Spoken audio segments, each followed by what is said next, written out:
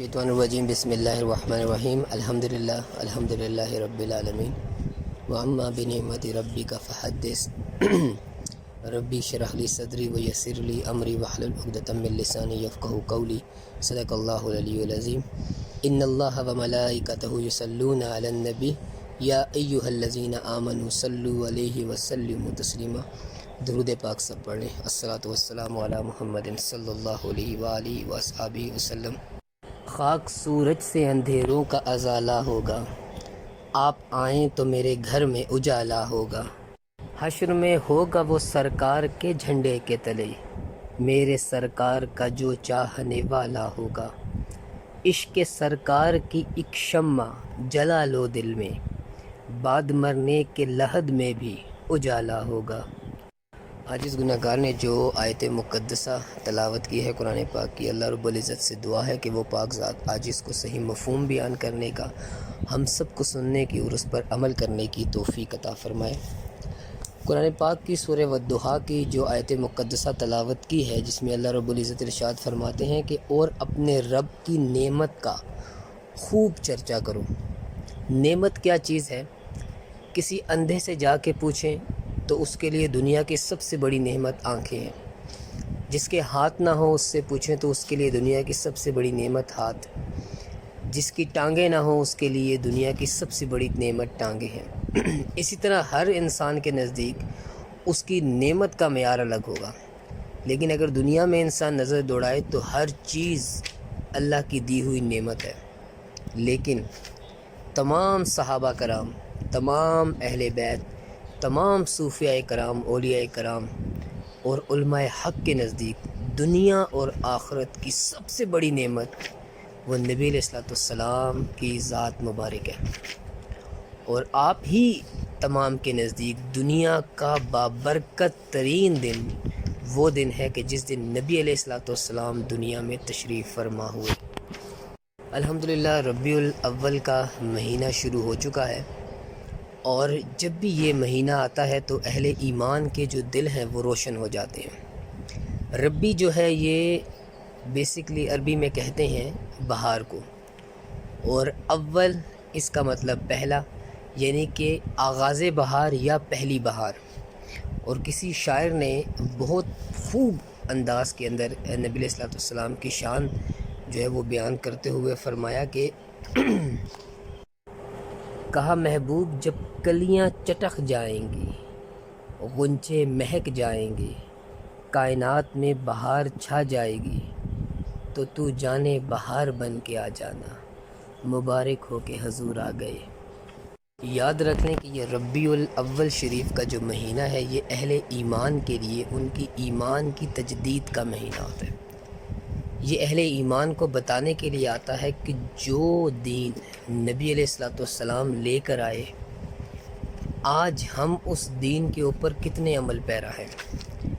آج یہ جو ہم ذکر کے حلقوں میں بیٹھے ہیں نبی علیہ السلام کی سیرت مبارکہ بیان کرنے کے لیے، اس کو آپ میلاد النبی صلی اللہ علیہ وآلہ وسلم کا نام دے دیں، نبی علیہ السلام کی کانفرنس کا نام دے دیں، سیرت النبی کانفرنس کا نام دے دیں، نام کوئی بھی دے دیں۔ مقصد کیا ہے اس کا، ان محافل کا؟ آپ صحابہ کرام کی زندگی اٹھائیں، اہل بیت کی زندگی اٹھائیں، اولیاء کرام کی زندگی اٹھائیں، وہ آپ کو ایک لمحے کے لیے بھی نبی علیہ السلام کے لائے ہوئے دین سے غافل نہیں ملیں گے۔ لیکن جو انسان وقت گزرتا گیا، نبی علیہ السلام کے زمانے سے دور ہوتا گئے لوگ، تو لوگوں کے اوپر دنیا غالب آنا شروع ہوگی۔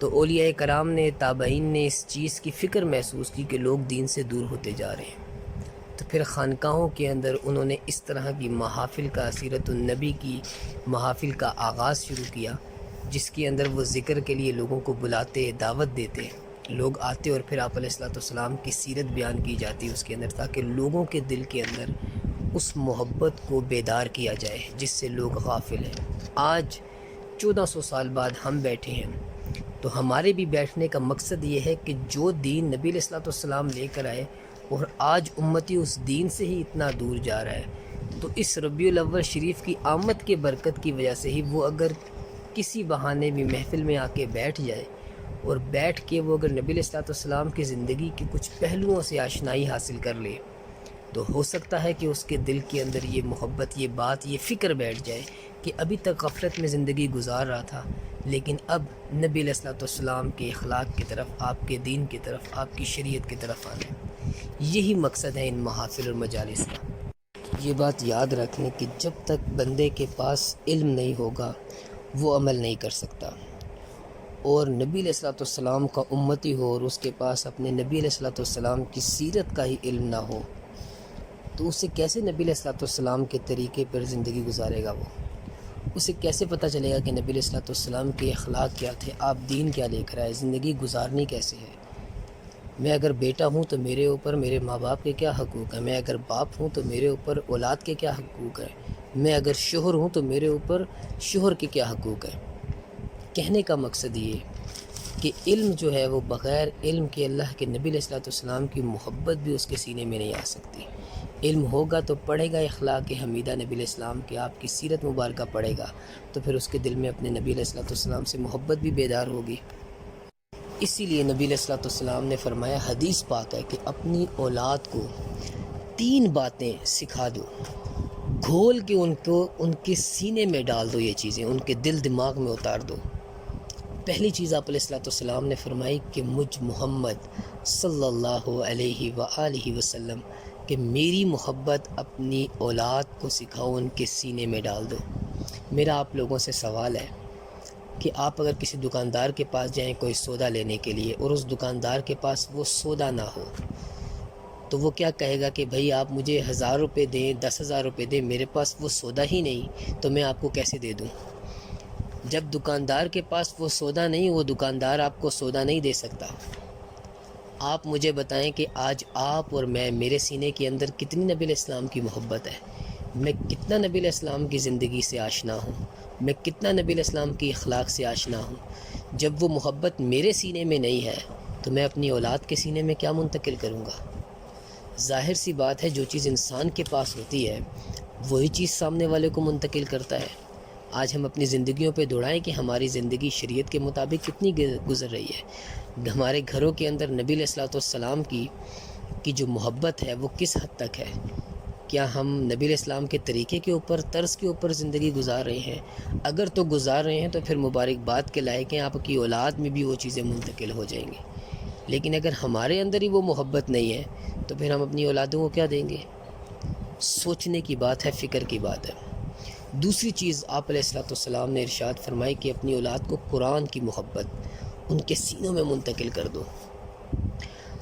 کون نہیں جانتا، ہمارے گھروں میں چلے جائیں تو قرآن سب سے اونچے مقام پہ دربان میں رکھا ہوا ہے، لپیٹ کے غلاف کے اندر۔